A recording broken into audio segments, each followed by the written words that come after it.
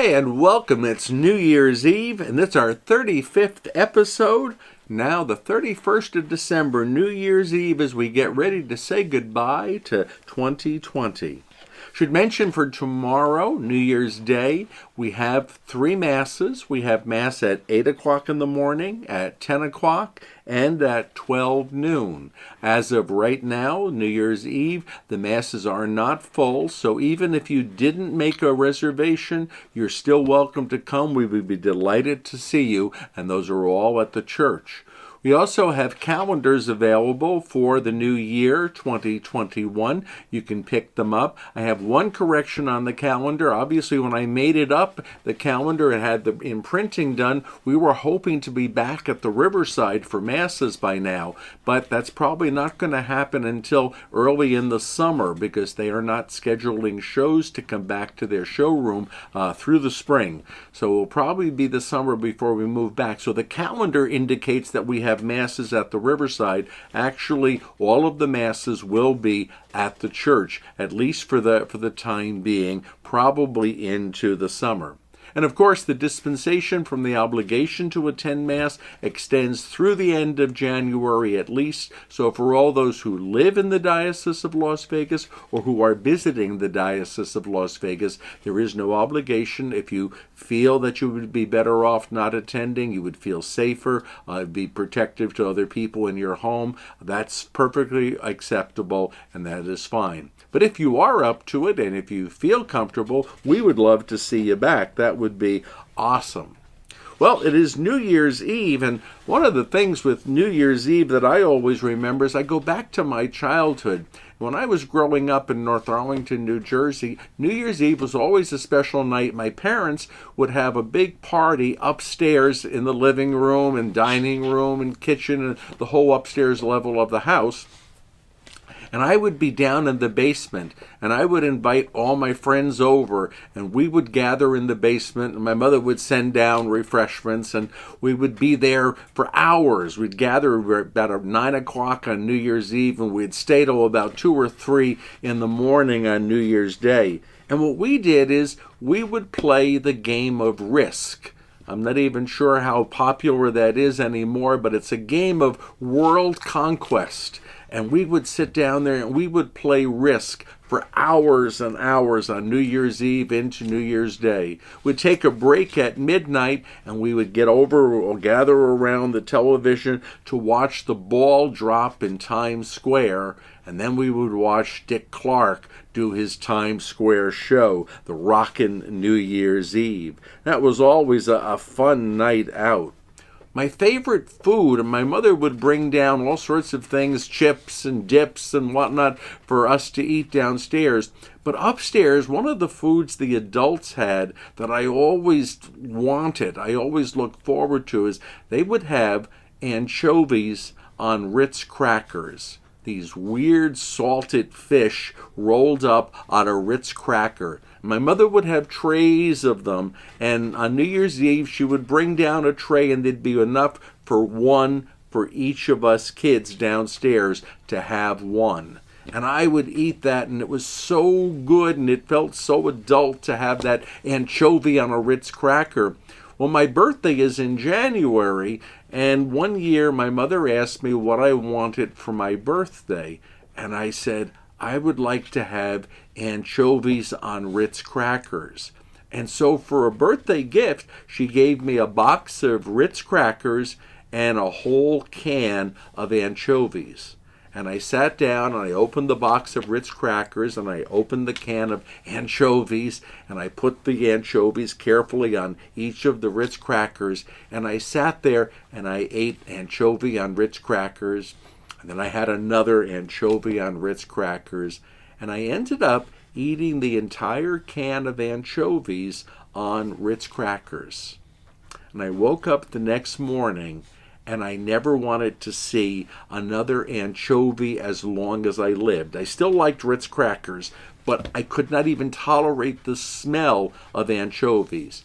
It wasn't until about maybe 30 or 40 years later that I began to eat anchovies again as part of Caesar salad. But it was definitely too much of a good thing for me to have. Too much of a good thing to have that year for my birthday. So be careful what you wish for. You might get more of it than you ever wanted or needed.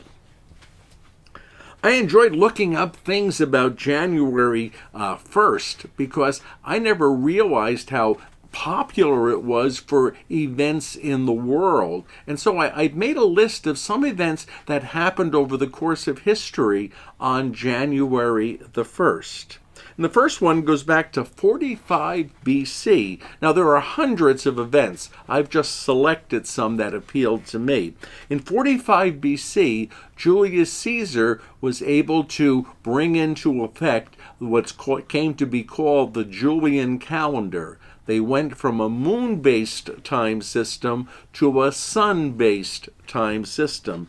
And in the Julian Calendar, January 1st became the first day of the year. Prior to that, it had been celebrated at other times during the year. So on January 1st, what we call 45 BC was the first year that January 1st was observed as the first day of the year under the new calendar, the Julian calendar. Of course, we get to the year 1, and 1 AD would be the first year of the Christian era, and that would have begun on June 1st, since the January 1st, since the Julian calendar was in force.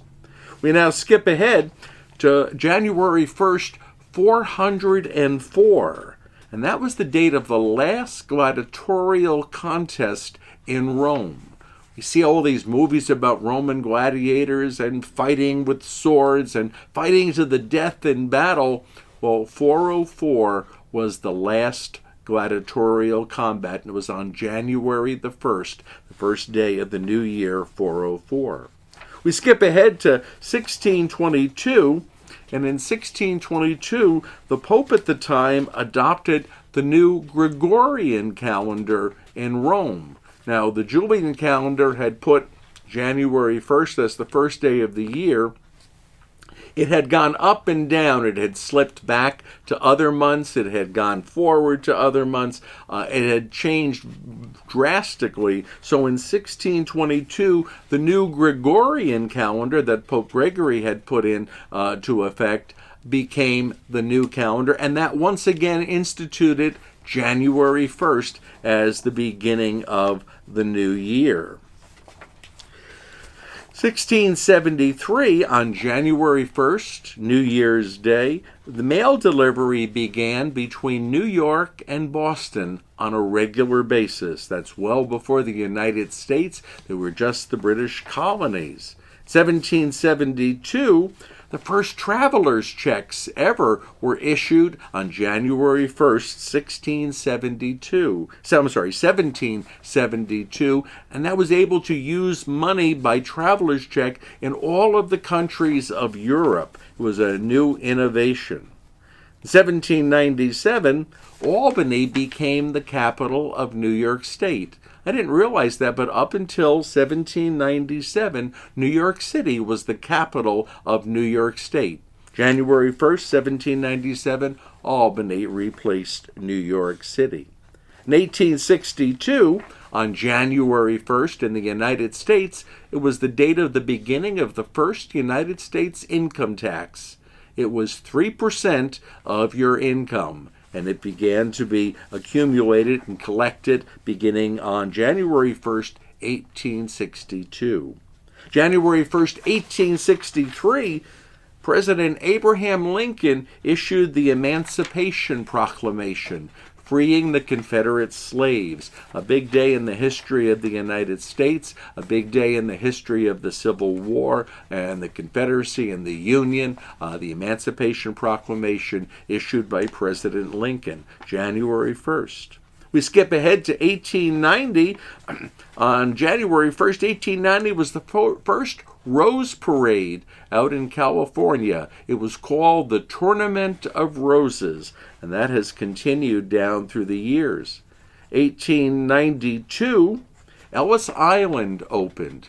Ellis Island offshore at New York became the welcome center for all legal immigrants coming into the United States. And over the years, Ellis Island welcomed over 12 million legal immigrants into the United States. It's a beautiful historical monument. I lived across the river from it in New Jersey, and my grandparents actually came through Ellis Island. In 1907 is an interesting thing in the United States. Teddy Roosevelt was the president in 1907, and he achieved a world record on January 1st of 1907 by shaking hands with 8,513 people in one day. I don't know who was keeping the count as he did it, but it was a record in handshaking for President Roosevelt, and I would suggest for probably every other president along the way. In 1908 was the first time the ball dropped in New Year's at midnight in Times Square. 1908, that goes back that far. It's funny, I lived in New Jersey. I always watched the ball drop on Times Square, but I never wanted to be in Times Square when it dropped. Just the hassle of getting home after that, getting out of the city and back to New Jersey, was more than I wanted to handle. I was very content being in my nice warm house and enjoying the ball drop. 1935 was the first Orange Bowl game played, and I can't remember who was in it, but it was the first time it was done. 1962, famous date in music. On January 1st, 1962, this British group, the Beatles, auditioned for Decca Records to see if they would become their record publisher, and Decca turned them down. I'm sure that there were probably heads that rolled years later in Decca Records because of that, turning the Beatles down. In 1966, January 1st was the first day, 1966, that cigarettes in the United States had to carry a warning that cigarette smoking could be dangerous to your health. That began 1966 on New Year's Day. Of course, in the year 2000, January 1st, 2000, was the first day of the new millennium.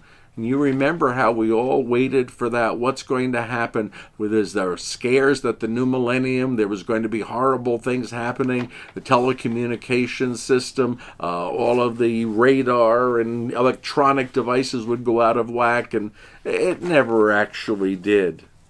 And of course, January 1st, 2020, brought in the year 2020. It's the 25th anniversary of the Diocese of Las Vegas, and we have to make up for the celebration we had planned to do this year. Hopefully we'll get to do it later years. We'll do maybe 30 years and 5 more years.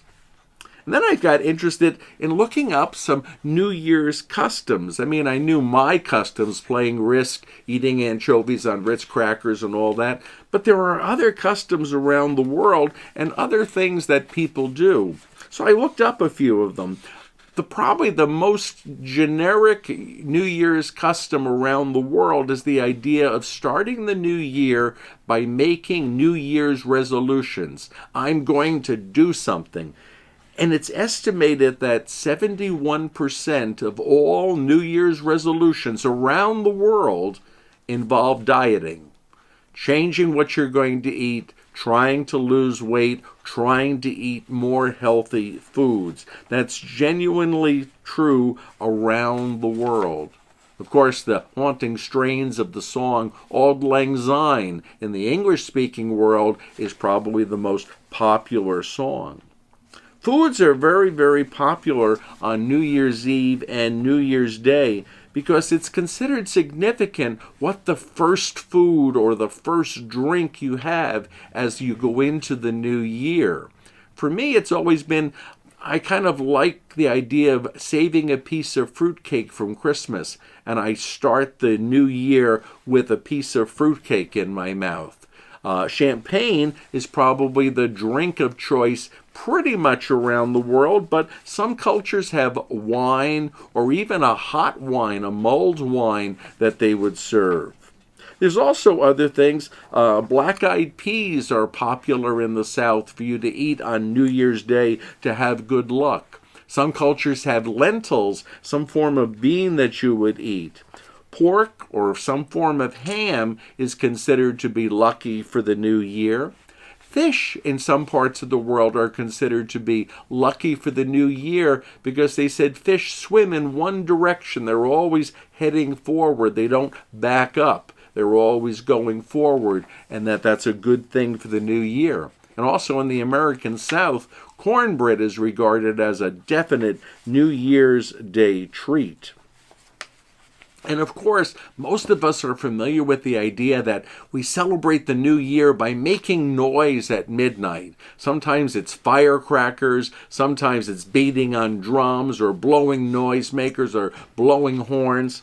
Back in the United States, in the colonial days even, it was considered to be the night when you would shoot off pistols. Gunshots were the signs of the coming of the new year. I don't think that would be as popular now to hear the sound of guns on that, but the idea of a loud noise welcoming in the new year is something very, very worldwide and popular. And then there are native customs to different countries. Besides the United States, there are parts of the world that celebrate New Year's in very different ways. For instance, in the country of Brazil in South America, it's customary on New Year's Day to wear white, to begin the new year with a white outfit. For guys, white shirts and white slacks. For girls, white dresses, white accessories. That's considered lucky to go into the new year with white. In Denmark, they have a strange custom. They save up plates, small plates, snack plates we would call them, during the year, and on New Year's Day, they throw the plates against their front doors from the outside.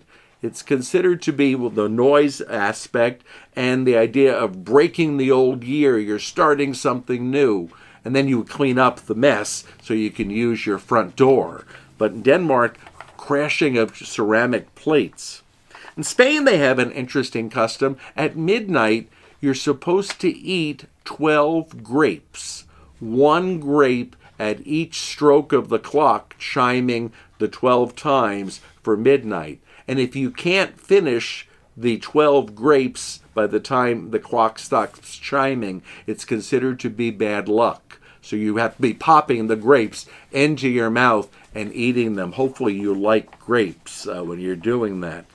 In England, and this surprised me because I never think of England as being particularly sentimental or emotional or romantic even, but in England it's considered to be good fortune to have someone to hug and kiss at the stroke of midnight. That's an English custom. It's kind of a nice one too. In Colombia, they have a strange custom. In Colombia, you're expected on New Year's Day to take an empty suitcase and to close it up and then to run around the block carrying the suitcase as fast as you can. Run around the block and back to your house. It's considered to be lucky, and it's considered to be a way of opening up the way to travel in the new year. So if you feel like running around a block with an empty suitcase, you would be right at home in Colombia.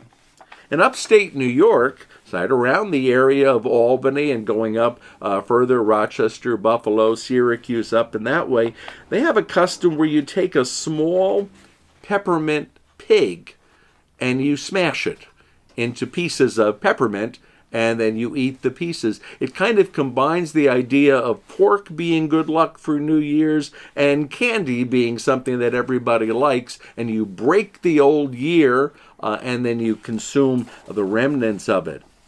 Russia has an odd one. Russia has you dive into icy water. You take a New Year's swim on a beach or in a lake that's cold, freezing water. I'm glad we don't have that one out here. In Thailand, you're expected to throw talcum powder at each other and rub it in over there. So I don't think I want to visit Thailand on New Year's Day anytime soon. In Persia, they still have the ancient custom of exchanging eggs on New Year's Day. No matter when it was celebrated, that custom has come through in Persia till now it's on January 1st, that you would exchange eggs, the symbol of new life, and you would pass them from one to another, exchanging them as gifts. In Puerto Rico, it's considered lucky to take a bucket of water and to pour it out of a window on New Year's Day. Hopefully you did not have any neighbors or friends walking by your house to be treated with that. Other customs that are not necessarily limited to geographic areas are the color of your underwear on New Year's Day indicates the type of year you're going to have. And so, for instance, yellow underwear is considered to be lucky in most parts of the world. Red underwear means you're looking for love. And white underwear is the safest. You want peace in the world, the whole world, but also in your own little world, the world of your family and your friends. I'm not sure which one I'm going to wear this year. Also, some countries have a custom where you would write a note to yourself in the future. You would kind of like tell yourself what you want to see happen, and you would put it in a glass jar, kind of like an individual time capsule, and then you would put that jar aside, and years later on New Year's Day, you would take out that written letter to yourself, and you would read it, see how you've advanced over the year or 2 years or 5 years or 10 years since you wrote it. I think that's kind of a nice custom, that idea of a letter to your future self. And in some countries, it's considered, especially Asian countries, it's considered good luck to eat circular things. So whether they be donuts or they be bread or they be some form of bagel or some form of cake made in a circle, the idea of the circle of life continuing, that we would take that in on New Year's Day.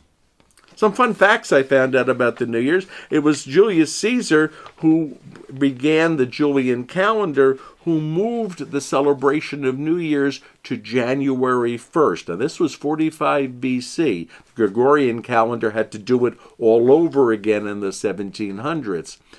New Year's prior to 45 BC and in some of the intervening years up until the Gregorian Calendar was celebrated on many varied days. Several of them were in March. March 22nd, the first day after the spring equinox. March 1st was considered the beginning of the year in many parts of the world. Some cultures even celebrated it in September, the fall equinox, the 21st, 22nd of September. So getting it kind of generally back to January 1st for everybody was an accomplishment. The Gregorian calendar was introduced, as I mentioned, in 1562 when the Vatican adopted it, but most Catholic countries gradually signed on to it, but most Protestant countries like England did not sign on to it until many centuries later. So, for instance, in England and in the colonies of England, of which our United States was once one, we did not adopt the Gregorian calendar until 1752. So up until 1752, Britain and its colonies, which eventually became the United States over here, we celebrated our New Year in March. It was only after the adoption of the Gregorian calendar that we began celebrating it in January.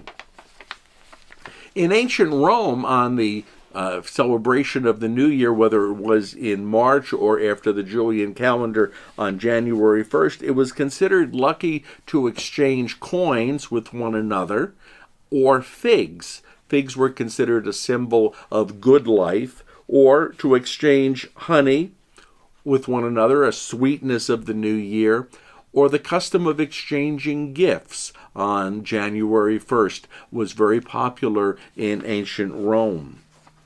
The god Janus, for whom January is named, if you ever see an image of Janus, he has two faces, one facing forward and one facing backward. It's considered to be you're looking back on the year that has been, looking forward to the year that is yet to come.